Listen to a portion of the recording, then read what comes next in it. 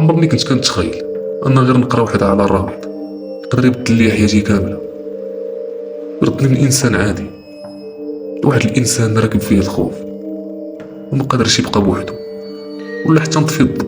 انا كنت غير شاب عادي كيعجبني المجال ديال التكنولوجيا والهاكر، كنت مولوع بهذا المجال بزاف، بحال بزاف. كنت كنسمع على الدارك ويب، كنت كنقرا غير مبالغ فيه.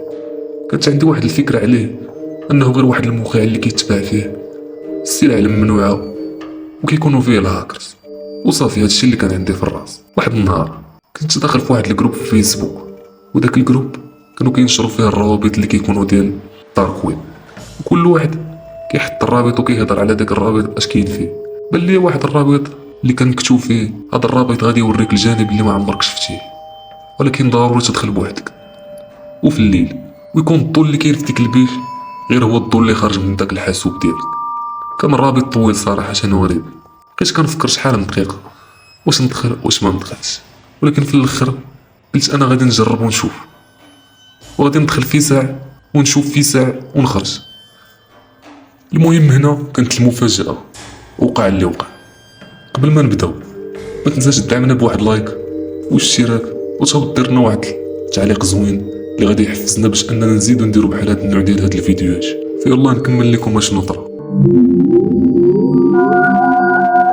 من بعد ما تيليشارجيت الدور اللي هو واحد المتصفح اللي ضروري خص يكون عندك باش انك تقدر تدخل لهاد المجال ديال الدارك ويب، درت الفي بي ان ديالي ودرت كاع الاحتياطات باش انني ندخل لهاد الموقع.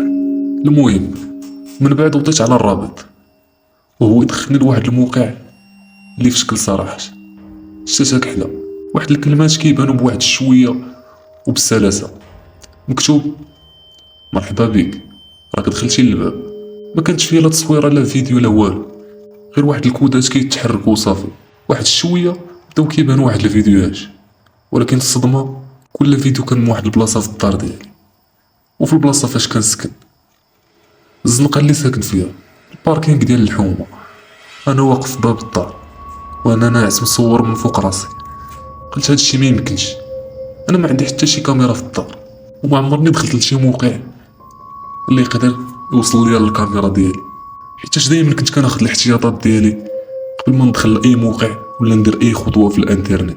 بغيت نخرج من داك الموقع ولكن لا سوري ما تعكسات ليا، ما بقاتش كتحرك، حتى الكلافي هو تبلوكا.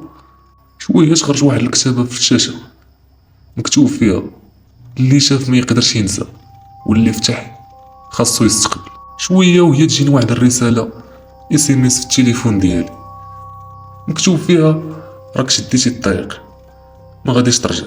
في الصباح وهي توصلنا واحد التصويره اخرى فيها انا مصور في المرايه من مورايا شي حد، وداك الواحد الوجه ديالو مظلم وباينين فيه غير العينين.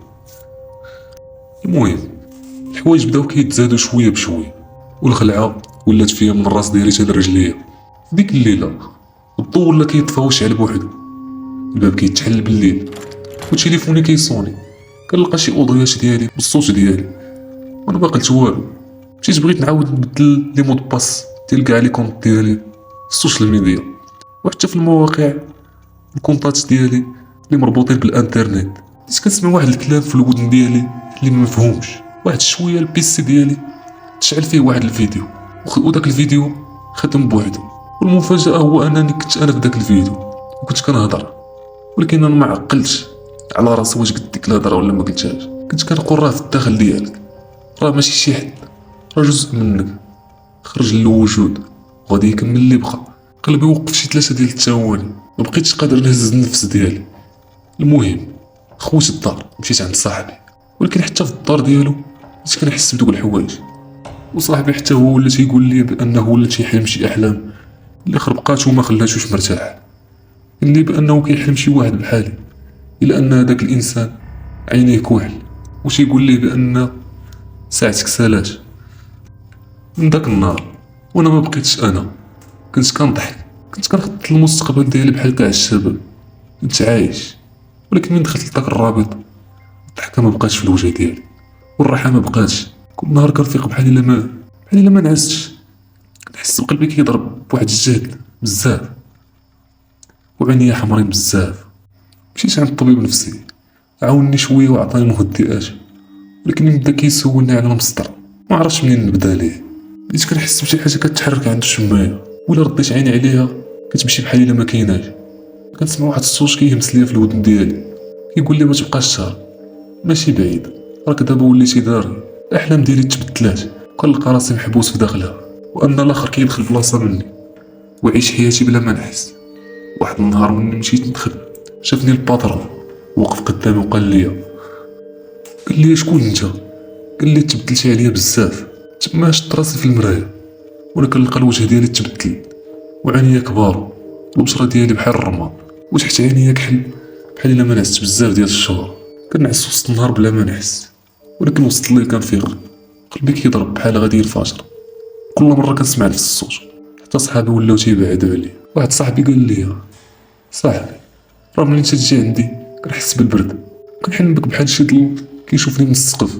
امي مسكينه مبقاش كتفهمني، علاش ديما مخلوع، علاش وجهك مبدل، وانا ما عارف ما نقول، غير كنقول في الراس ديالي راه حتى انا ما بقيتش عارف شكون وليت.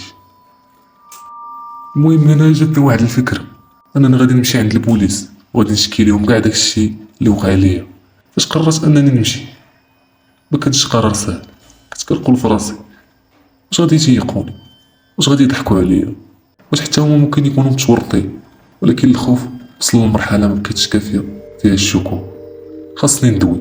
دخلت للكوميساريه وجهي صفر، عينيا مشققين وقلبي تيضرب وفيا واحد الامل. مشيت مباشره عند الشباك وقلت بواحد الصوت اللي هو خفيف، بغيت نهضر مع شي مسؤول، شي حاجه خطيره بزاف وخاصها تبقى في سريه تامه. جا عندي واحد البوليسي اللي طويل، وجهو فيه ملامح ديال انه انسان مجرب، والخدمه ديالو كانت طويله بزاف في هذا الدومين ديال البوليس. شدني من الكتف ديالي هو يقول لي بواحد الصوت اللي هو ظريف ولكن في نفس الوقت حزين، هو يقول لي تبعني، ولكن من دابا نقول لك الا كنتي غادي تهضر على الدارك ويب راه ماشي اي حاجه كندخلو فيها، وخاص تكون عندك ادله قويه. خليني لواحد القاعه صغيره بارده فيها غير جوج ديال الكراسه وطابله ديال الحديد، جلس قدامي، جاب واحد الدفتر والسيلو، هو يقول لي تكلم من الاول. بديت نحكي ليه كلشي، هو كيكتب كيفاش دخلت الرابط، شنو شفت، الرساله اللي بدات توصل، الفيديوهات والاصوات، حتى التهديدات اللي وصلوني. كان كيسمع فيا ولكن الوجه ديالو ما تبدلش، وهذا الشيء هو اللي زاد خلعني بزاف. وانه فاش وريتو الصوره اللي تصيفطات ليا فيها دارنا والحومه اللي كنت ساكن فيها، وقف بلا ما يقول حتى شي كلمه. المهم خرج هو يخلي الباب محلول، بقيت كنسمع فيه كيهضر مع شي واحد تما في الكوميساريه، هو كيقول ما يمكنش هذا الرقم ما خاصوش يكون اكتيف، خاصو يتبلوكا. المهم داك البوليس رجع عندي، وهاد المره ولا تيهضر معايا بواحد الصوت اللي ماشي صارم، بقى كيهضر معايا بواحد الصوت اللي منخفض. قال لي اش غادي نقول لك، الدارك ويب فيه بزاف ديال البيبان، ولكن الباب اللي فتحتي انت كيخدموا غير قله، وماشي شي مجرمين عاديين، ناس عندهم سلطه، امكانيات ومخابرات، حتى الاجهزه الرسميه ما كتقربش ليهم. اللي قدروا عليك ماشي بشر عاديين، هما كيف كنقولوا كيعيشوا في النظام ولكن ما تابعين لحتى شي قانون. بديت كنعرق، قلبي بدا كيضرب بالجهد، وسولتو واش تقدروا تحميوني. جاوبني وهو كيحرك الراس ديالو، ما نقدروش نحميو، ما نقدروش نحميوكم شي حاجه اللي ما كنشوفوهاش وما عارفينش منين جايه، ما نقدروش نواجهوا شي منظمه ما عندهاش وجه وما كتخليش اثر، ولكن نقدر نعطيك نصيحه، خرج داك الهاتف وحرقه، قطع الاتصال ديالك بالانترنت وبعد على التكنولوجيا وهذا الدومين، ونقولوا ربما انهم غادي ينساوك مع المده. المهم خرجت من الكوميساريه وبزاف ديال الاسئله ولاو تيدوروا ليا في الراس، شكون هاد الناس، كيفاش البوليس ما يقدروش عليهم، واش فعلا بديت كنخسر الحياه ديالي غير على ود الرابط. وبدا الصوت القديم رجع في ودني بحال الا كان كيسمع ليا في داك المكتب، راه كيعرفوا فين مشيتي، واش شكون اللي درتي، راه زاد تغضباتهم عليك بزاف، و 33 راه قريب.